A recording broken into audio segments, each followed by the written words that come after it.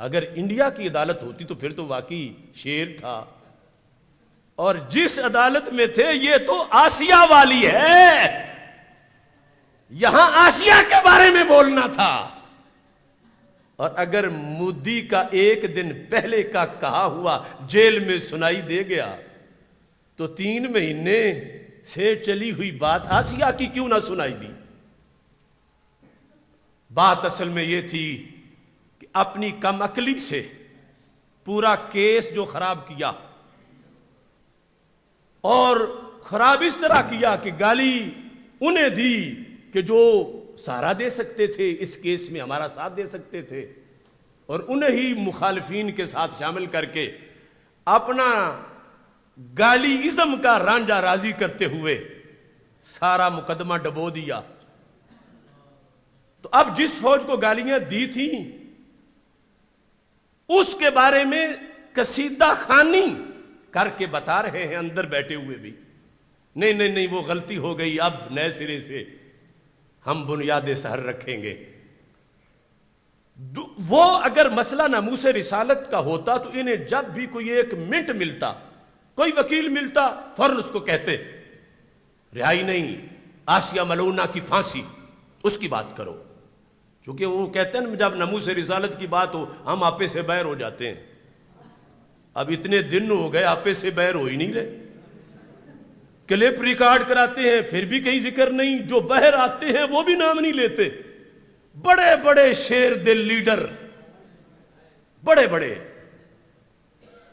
جو امام فضل حق خیر آبادی سے نیچے تو جن کی پرواز ہی نہیں، اور اب ان کو یاد ہی نہیں۔ اب نیا بیانیہ پکوانے کے لیے کوشش کی جا رہی ہے۔ پورے ملک میں کہیں بلدیاتی انتخاب کی کیوں بات ہے؟ بولو تو صحیح۔ اب انہیں بلدیاتی انتخاب یاد آ گیا ہے، اور انہوں نے جب جیل سے نکلنا ہے تو کہنا ہے کہ ہم لا دین قوتوں کے لیے میدان خالی نہیں چھوڑیں گے، لہذا سارے کارکن بلدیاتی انتخابات کی تیاریاں شروع کر دیں۔ جیسے فیض آباد سے اٹھ کے سب توجہ، ہم کہتے رہے کہاں ہے FIR، کہاں ہے شہید، سب کچھ ہو گیا ہے، بس انتخابات کی تیاری کرو۔ اب نیا بیانیہ یہ تو شکر کر رہے ہیں کہ مودی نے دھمکی دی ہے تو کم از کم فوج زندہ باد کا بہانہ تو بن گیا ہے نا کچھ، اور انڈیا مرد آباد کی ریلی نکال لے۔ کہاں گئی وہ غیرت جو آسیہ ملونہ کو پھندا چڑھانے کے لیے تھی؟ کس گلی میں سو گئی؟ کم از کم بینر پہ اس کی تصویر پہ کانٹا لگا کے ہی لگاتے، کوئی ذکر ہی کر دیتے اس کے خلاف۔ یعنی یہ میں اس لیے کہہ رہا ہوں کہ انہوں نے امت کے مقدس علماء و مشائخ پر تانا زنی کی۔ یعنی ہمیں تو وہ پتہ نہیں کتنے درجے اسلام سے خارج قرار دے چکے ہیں۔ چلو ہماری جو حیثیت ہے، میں کہتا ہوں کم از کم اپنا آپ تو دیکھو، کہاں گئے آسیہ ملونہ کے لحاظ سے تمہارے دھرنے، کہاں گئی ریلیاں؟ اس میں کوئی شک نہیں کہ انڈیا کے خلاف اپنے جذبات کا اظہار کرنا چاہیے۔ وہ تو چھوٹی چھوٹی چھوکریاں بھی بیٹھ کے کر رہی ہیں ٹی وی پر، اس کے لحاظ سے ہاں اب دل گردہ یہ ہے کہ آسیہ ملونہ کے بارے میں ریلی نکالو اعلان کر کے، یا جب نکلنے لگو باہر اس وقت کم از کم نعرے لگا دو، یا جب آتے ہو عدالت میں تو پتہ چلے شیر بول گیا ہے آج کہ جج کو دیکھتے ہی کہا ہمیں رہائی منظور نہیں، پھاڑ دو یہ پیپر، آسیہ ملونہ پہلے لاؤ، اس کو پھانسی دو ورنہ ہم نہیں نکلیں گے۔ یعنی جو سارا نزلہ ہم پہ گراتے رہے جس وجہ سے، اب اپنی ان جن کی تربیت کی ہے ذرا خود مطمئن کر کے تو دکھاؤ۔ اب کوئی ادھر سے ٹکر مارتا ہے کوئی ادھر سے مارتا ہے. آپس میں میں نہیں یہ کہہ رہا، وہ خود ایک کہتا ہے انڈیا مرد آباد ریلی نکالنی ہے، دوسرا کہتا ہے نہیں نکالنی. ایک کہتا ہے کیوں؟ وہ کہتا ہے ناموس رسالت کا مسئلہ کدھر گیا؟ وہ کہتا ہے بس وہ ذرا حکمت بھی ہوتی ہے. جب ہم کہتے تھے نا حکمت بھی ہوتی ہے تو کہتے تھے نہیں یہ بزدلی ہوتی ہے. اس وقت حکمت کو بزدلی کہا جاتا تھا. ہم جب کہتے تھے نا ان کے اتھرے لوگوں کو ایسے نہ کرو ورنہ پھر پولیس کے سپرد کریں گے، یہ کہتے نہیں یہ پولیس سے پھر ملے ہوئے ہیں کہ اگر ہم گاڑیوں کو ڈنڈے ماریں یہ کہتے ہیں پکڑ کے پولیس کو دینا ہے. اب جو جیل سے باہر نکلتا ہے پہلا بیان جلاؤ گراؤ سے ہمارا کوئی تعلق نہیں ہے، ہم پر امن جماعت ہیں اور ہم پاک فوج کے بالکل ساتھ ہیں، اور جس نے کوئی گڑبڑ کی ہم پکڑ کے پولیس کے حوالے کریں گے. کیا 3 مہینے کا کورس درکار تھا اور پھر یہ باتیں کرنی تھی؟ خود ہی ان لوگوں کو سوچنا چاہیے کہ کیا کیا کرتوت ہیں اور کیا کیا اندر چیزیں ہیں. اور ویسے یعنی چونکہ ایک شرعی ذمہ داری ہے اور ہر کوئی نہیں بول سکتا، کیونکہ اتنی گالیاں برداشت کرنے کا کسی کا دل گردہ ہو تو بولے، لیکن ہم گالیاں سن کے گالیاں جو دی جا رہی ہیں اس کو اپنے لیے کفارہ نجات سمجھتے ہیں کہ جو کچھ بھی ہے آخر ملت کا نقصان تو نہ ہونے پائے. ہم نے تو اپنے ہاتھوں میں پالے ہیں نا، جن کو پلے پوس سے مل گئے انہوں نے کسی نے کہا غوث ہیں، کسی نے کہا کتب ہیں، کسی نے کہا امیر الفلان ہیں. ہمیں تو پتا تھا کہ خود ہی بنائے ہیں، پڑھائے ہیں، سکھائے ہیں، لیکن جتنا پڑھایا تھا اگلا پڑھانا تھا تو بھاگ گئے ہیں. اور جو پوری دنیا تک ہم نے سیمینارز کے ذریعے علمی دلائل دے دیے ہیں، ہے کسی کے اندر دم مارنے کی مجال نہیں، لبیک کا نعرہ لگانا ہے پھر بعد میں لگانا ہے.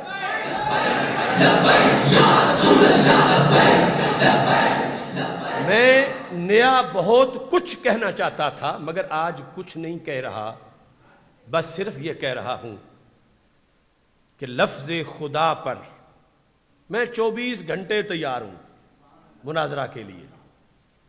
لفظ خدا پر